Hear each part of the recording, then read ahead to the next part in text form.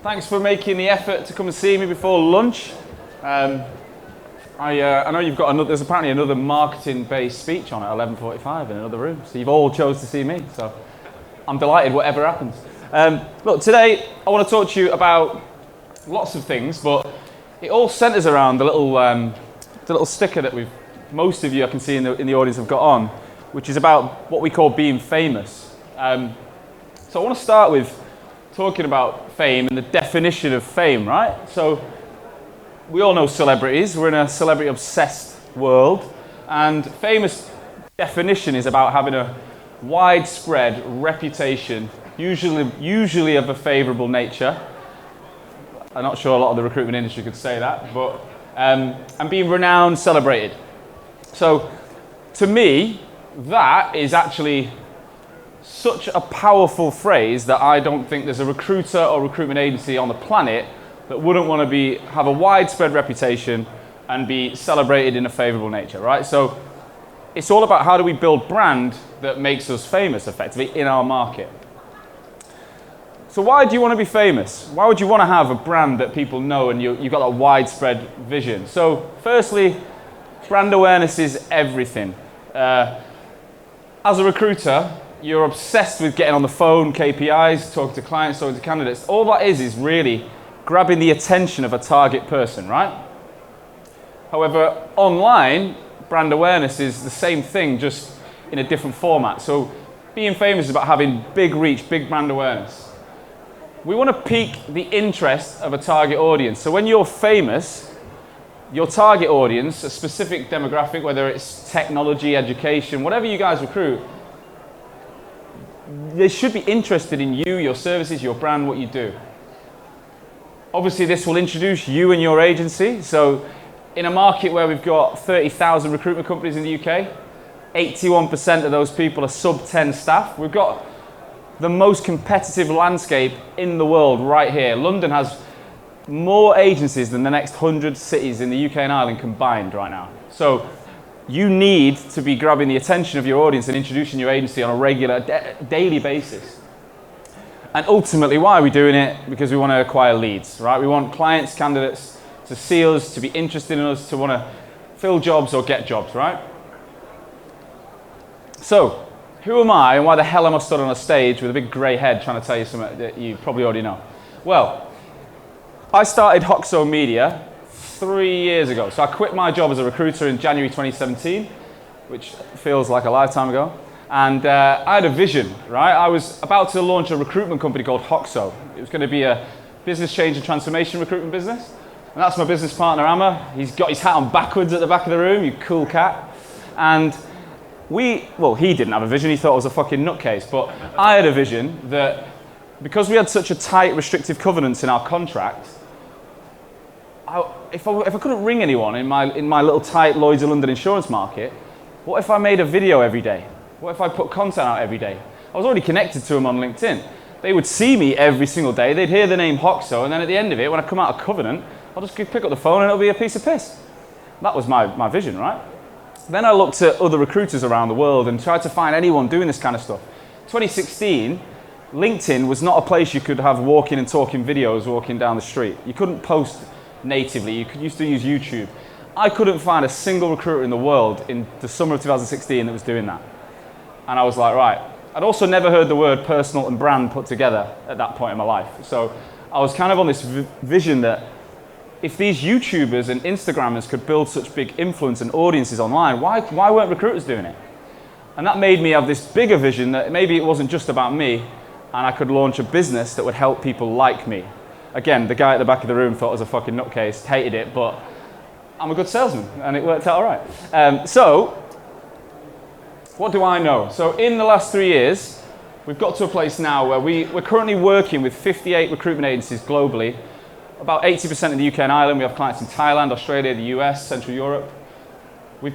I host a podcast called the RAG Podcast. Hopefully some of you guys listen to it, and if you don't, get on it. I release every Wednesday. Today we've just hit just under 6,000 listeners per month, where I tell the story of recruitment owners' journeys. We get, on average, 400,000 views a month on LinkedIn alone, on myself and Hoxo's brand. And that's enabled us to build a 100% inbound business. So we looked at every client we signed last year, and we didn't go after a single one of them that didn't come inbound in some way, shape, or form. So I'm stood in a credible space to tell you that this is possible. What do I want to leave you with today? Because this is a big topic. Marketing is huge. There's so much we could cover. We've got 20 minutes, and I might blab on for an extra few. But these are the 3 things I want you guys to leave with. Firstly, what do I believe are the key trends that are going to hit the market and really be important to your agency in 2020? A little overview of what is inbound marketing. Put your hand up if you've heard the phrase inbound marketing. Keep your hand up if you know what it means. About 50% drop, so I'll help you with that. And finally, give you some tips on how you can start to capitalize on this stuff. How can you just make some really quick, easy changes to your day-to-day lives and agencies to see some return in this space? So, my 3 trends in 2020 are a severe shift in online behavior, a rise of the niche agency, and the inevitable rise of those 2 words I'd not heard for 4 years ago, which is personal brand. So, online behavior. So, according to stats we found online in 2019, online behavior it's just increased at a dramatic rate. There's lots to look at there. The biggest one I'm looking at is every 60 seconds, just under $1 million is spent on online shopping. And I think my wife spends about 50% of the fucker. So I'm like, well, I don't earn enough money to do that, but it's a metaphor. WhatsApp and Facebook Messenger, 41 million messages sent every 60 seconds. I remember not having WhatsApp. I remember text messages. I used to pay like 10p a text or whatever it was. It's a joke. And it's just changing the way we live and breathe. Everything we do now is changing. And that has to impact the recruitment sector. And it is impacting the recruitment sector. So, this was an interesting stat I found online. The average UK adult on a smartphone in every single day, if you took the amount they scroll on their smartphone and you measured that out on the floor, the distance they travel with their thumb, it would be the height of Big Ben. Every single day of the week. That's insane. And what that makes you think is, when you're trying to reach your target audience, you've got to be good. You've got to stand out, because you've got to stop that thumb, and that thumb moves pretty quick. An example of a change in online behavior, and a brand that, not recruitment related, but something that sticks out for me is Thomas Cook. So Thomas Cook, as you know, big, well-known travel retailer, huge in the Northwest where I'm from. And I remember, I told this story at the Bullhorn Engage conference, so if you were there, apologies, but when I was 17, I went on my first lads holiday to Greece. There was 12 of us. And we had to go to the high street in Manchester, and we had to go to Thomas Cook. Alec in the crowd's probably been to the Thomas Cook I went to. And we had to sit in front of this massive woman called Brenda for about an hour and a half, looking at magazines of hotels. And then she made us pay a deposit, like 500 quid each or whatever it was. I had to have a signature from my mum to say I could go on holiday. And it's this massive process that we all went for we snuck into a pub and had a beer after it to celebrate, but unbelievable to think of that as a purchasing journey. And that's why Thomas Cook massively didn't survive, is because they didn't move with the times that Booking.com, Airbnb, all these online businesses are understanding that people's attention now and the way they want to do things has changed. They don't want to travel, sit in a fucking high street travel agent to go on holiday to Greece. And this one is a stat that comes from HubSpot. 70% of B2B, not B2C, B2B buying decisions, the journey happens online. So what that means is only 30% of your customers' decisions, your client base, is impacted by that salesperson, is impacted by what you're saying and what these phone calls you're making, these meetings you're going on. 70% is the information on your websites, the information on social media, the testimonials you can credibly argue, the Glassdoor reviews, everything that they can consume. Your candidates deciding to take a job. Only 30% of it is what you're saying. 70% is what they can read about the company, the job descriptions, the things they can read on LinkedIn. So it's super, super important now that massive amount of your attention is in this space, or you're just going to be missing out. The next one, the power of the niche. So, put your hand up if you'd class your agency as niche. Okay, put your hand up if you'd say your agency isn't niche. So some people just haven't got their hand up. Maybe you're not in an agency, I don't know. But well, it's good to see in the audience that you guys would class yourselves niche.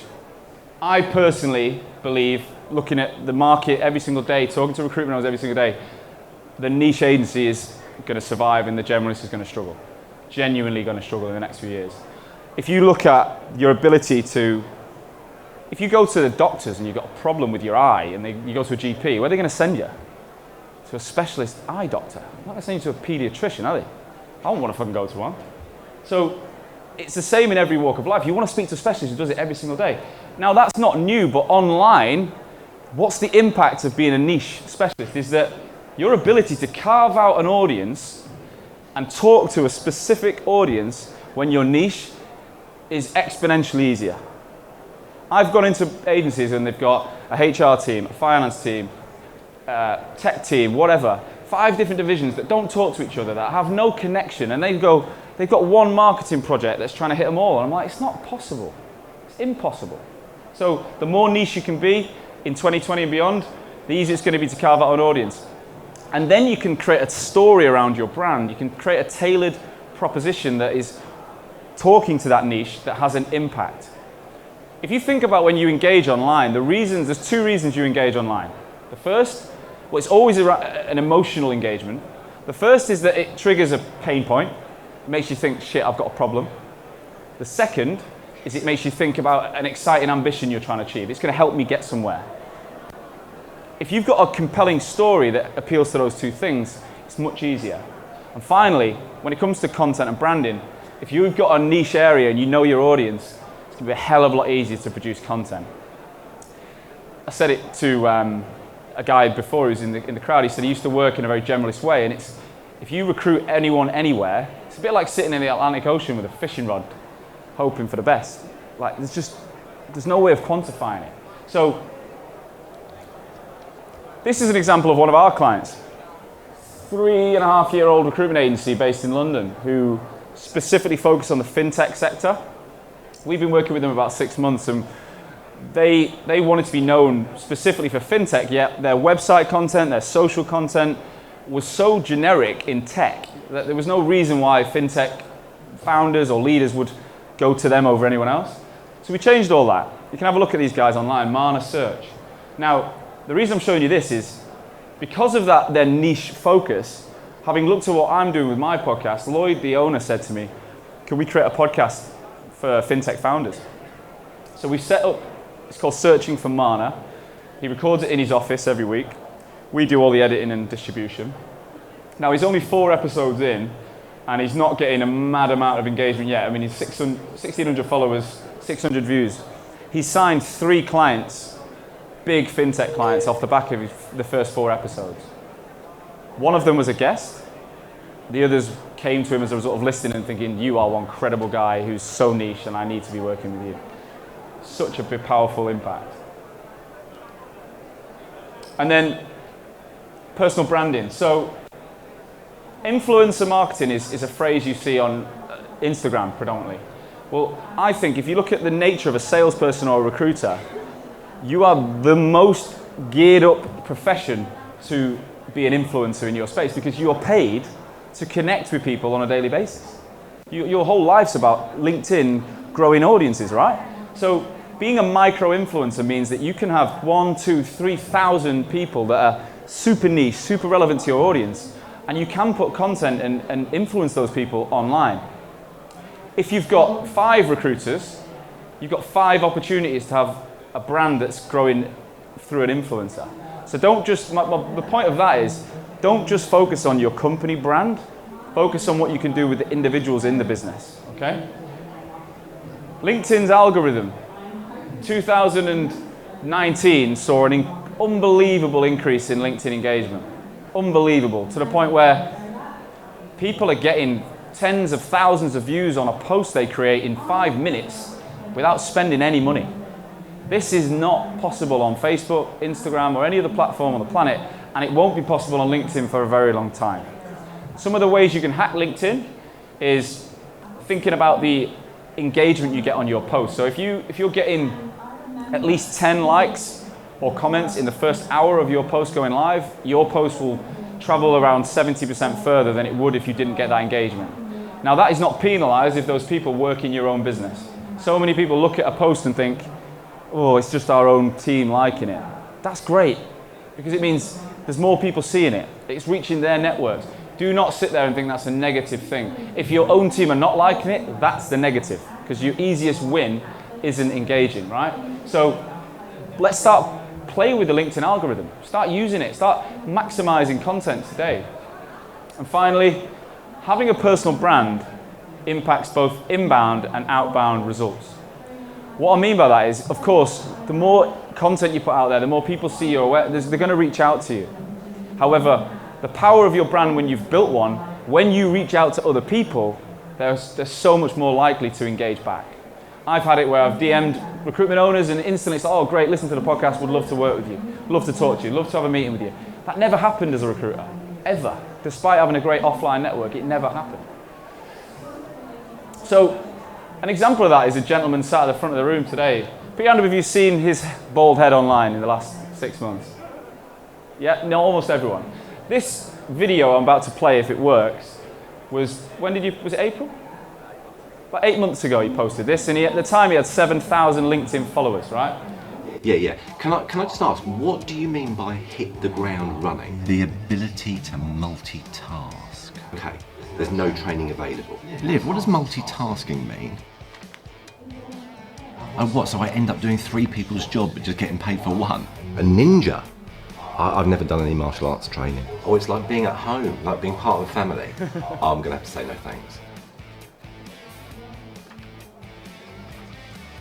Okay, so it's not a ninja, it's a Jedi. Okay, so you're looking for someone who's really passionate about data. Okay, so it's not a ninja, it's not a Jedi, but you are looking for a superstar. Data! Yeah, have I got good communication skills? What, you mean like talking? Like what I'm doing now? That's amazing, so you're really, really fast growing. How big's your team at the moment?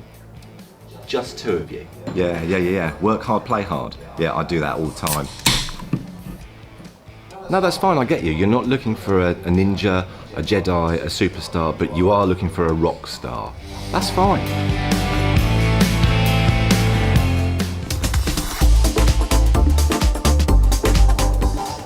So, before I go, I'm not talking about these yet, but Mark, what impact has that had on your actual business? Anything you can share with the group? We've probably increased turnover by probably 35-40%. Turnover increased by 35 to 45% since that video. And we just don't, we make no sales. Make no sales calls anymore. Now, if you've watched him, he's made more than 1 video. He's produced lots of video. He's had 20 million video views since that day. I think the stats we've got on your video don't do it justice. It reached over 1 million people, that one video, right? Now, you are a shining light in the industry, probably the #1 in the recruitment sector right now that's doing this. But there are more people, and there's a lady called Eleanor Curia who is recruiting in the medtech space. If you're not following her, get following her. She's 4 years into her agency. She's built her business all about her personal brand. I just interviewed her last week. She's appearing on my podcast next Wednesday. Unbelievable what she's doing. In the same market in the US, a guy called Joe Mullings owns an agency called Mullings Group. He's actually spent upwards of $1 million a year on his brand in the last 3 years. And now he's got a TV show. He gets 100% inbound business around the world, and his agency's doubled in size year on year since he invested. And a guy called Andrew McCaskill, who you might have seen, he does career support and advice to execs around the world. And again, he's got to 14,000 followers, but he's reaching about 400,000 people a week at the moment with his content. And it's that these people are not doing anything that you guys can't do. They're just building it into their daily working life. They're putting an hour or 2 hours aside, learning, thinking about playing with the algorithm, and then they're getting on the phone and doing their day job. They're not just superstar video guys, they're recruiters. They're doing the job. So, what is inbound marketing? What does it actually mean? It's a methodology managed by businesses around the world, right? And it's all about appealing to a customer through the process that they want to be engaged. So put your hand up if you have enjoyed receiving a cold call in the last 12 months. Zero. Not a shock. No one does. We all fucking hate it. They ring up, the second I hear it, I'm like, oh, instantly my voice drops. And I've had that on the other end of the phone a million times in the past. No one likes it.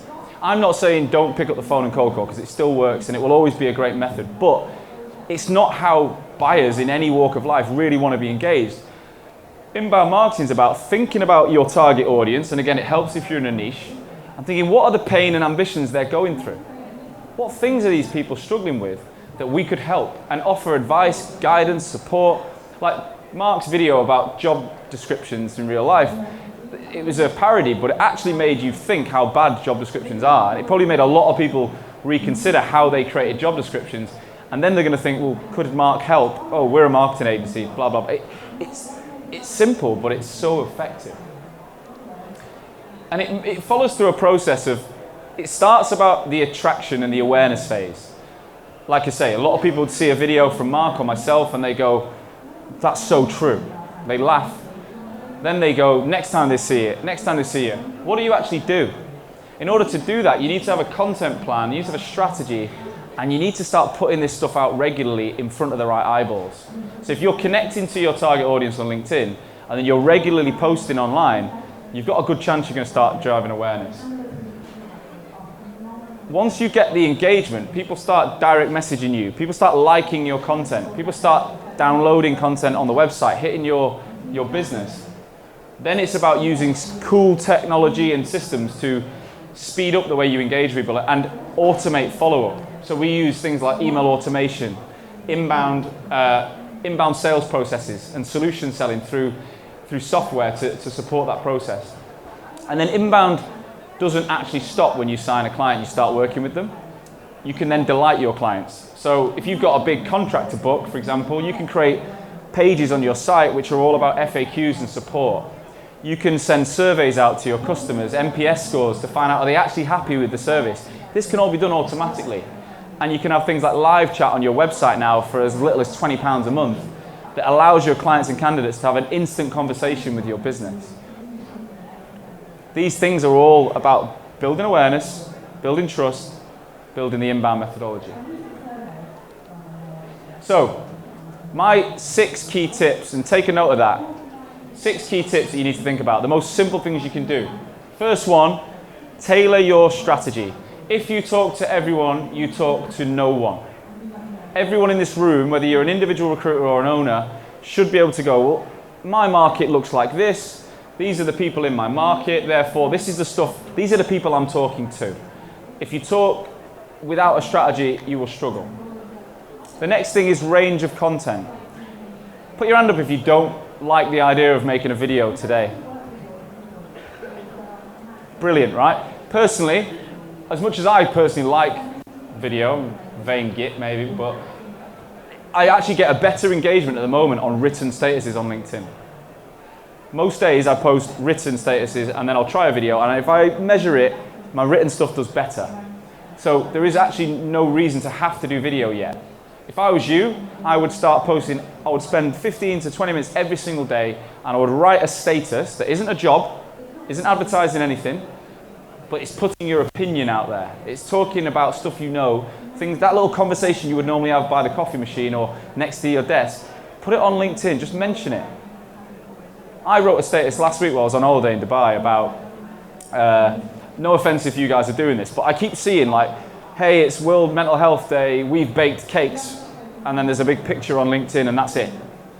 And I'm like, it's fucking boring. Like, I know what you're trying to do, it's great that the cause you're trying to work with, and again, mental health is an example, it could be anything. The point is, you're not telling the story of why you guys are getting behind the charity, you're not talking about what you're actually doing, you're not talking about why you're doing it, you're just showing us you're baking cakes. No one cares, no one's engaging. You've got to think about opinions and stories, and that's why we get people involved. The next thing is fight stage fright. I reckon that's affecting most people in our sector today. They're obsessed with getting content right. Fucking hell, it's got to be perfect. I'm not going to put it up, it's not right. They'll watch it back now, don't look good. Hair's looking shit, don't like it. It doesn't matter.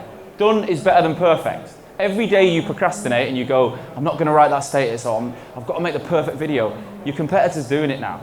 In 2020 and beyond, they're going to be making it. And I guess, do you know what? If your content's shit, no one will see it, because no one will engage and it won't travel. So let the market decide whether it's good or not. Because if you start getting likes and engagement, hopefully not because it's so bad. I did read a status on LinkedIn last night. Oh my God, got like 1 million views because it was terrible. But yeah, I didn't advise to do that. Give before you take. Big one. Value first content. This is the bit. Job specs, job adverts. You might be talking about getting a job, but really you're just trying to acquire a candidate. You're trying to take. It's all about me. I want to get a candidate so I can fill a job and make commission. Giving value requires you to not want anything in return. Sharing advice, sharing. Amelia in the crowd. You might recognize Amelia from 11 Investments. This lady puts a post up every couple of days talking about employer branding, cultural awareness. She's not asking for anything, but I guarantee there's recruiters in the market watching it going, that's the sort of place I want to work. It takes time, but it's about value. Marketing and sales automation. If you guys come over to our stand over there and ask us any questions about this stuff, or inquire on LinkedIn, DM it, I will send you a lot of information on this. It's too much for a slide, but there is software in 2020 and beyond that's not that expensive, and it can automate so much of what you guys do. And it can ensure that when people hit your website from, I know genuinely every time any of you guys, if you come into my system, I'll know when you're on the website.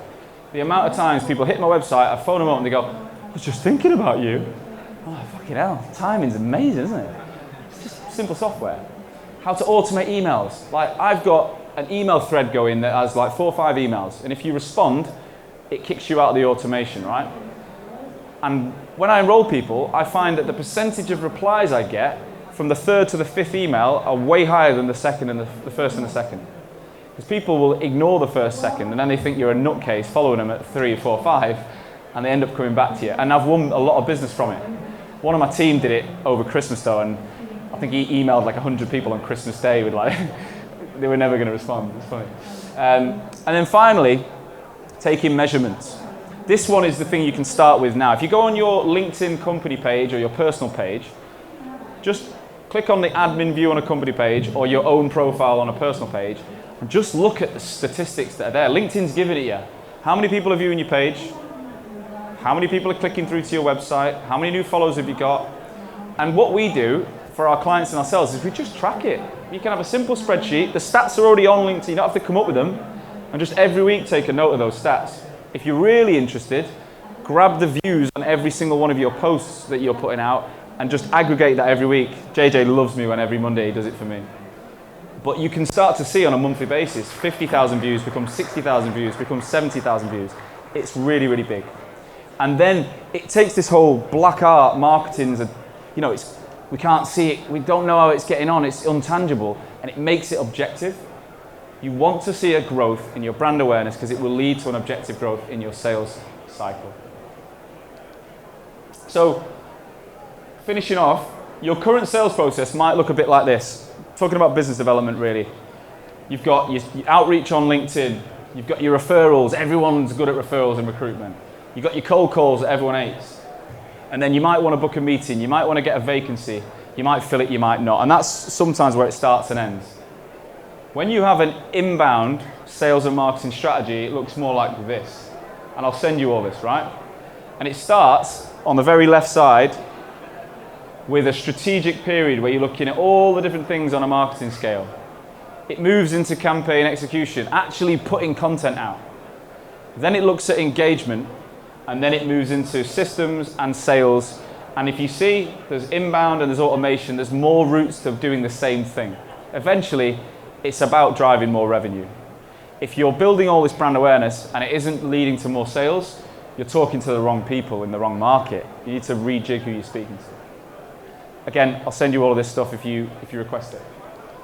So, what I want to leave you is my vision is I think cold calling's great, our current process works, but it's a bit of a ticking time bomb. And actually, I think the industry's going to get to a place where we're going to waste less of our time. We're going to sit on less switchboards, and we're going to engage with people that are based on similar interests, similar industries, similar challenges, and it's going to be a much more frictionless experience. And also, niche agencies are going to dominate every single sector globally. Right, final thing from me. So, I want to put my money where my mouth is, right? We are an agency that work with clients on a retained basis around the world. Today, one of you in this room is going to win a free 4-week strategy worth £2,500 from Hoxo Media. In order to do that, you can do two things. You can go on and scan, get your camera open on your phone now. If you get your camera open, hover it over the QR code. It should take you straight to a page. If not, if it's not working, you're too far away, the URL is www.hoxomedia.com/talk. And if you fill your information in there, by the end of the week, we will announce one winner from this room. If you also register outside and come and speak to us, you'll get a second opportunity, because we're going to give one free from yesterday, one free all day today, and one free from the people in this room listening to my talk today. Reach the scan limit. Oh Christ, we've cracked it. Right, if you can't get on, just type in the URL. We've made it really simple, /talk. I'm going to close that page in 15 minutes. So if you don't do it now, you're going to miss out. There's a 6-man team going to be working with you on a remote basis. It doesn't matter where you are. We've got clients around the world, 4 weeks, and we will show you what's possible for your business. And that's it. Thank you very much. I hope you all become famous in your market.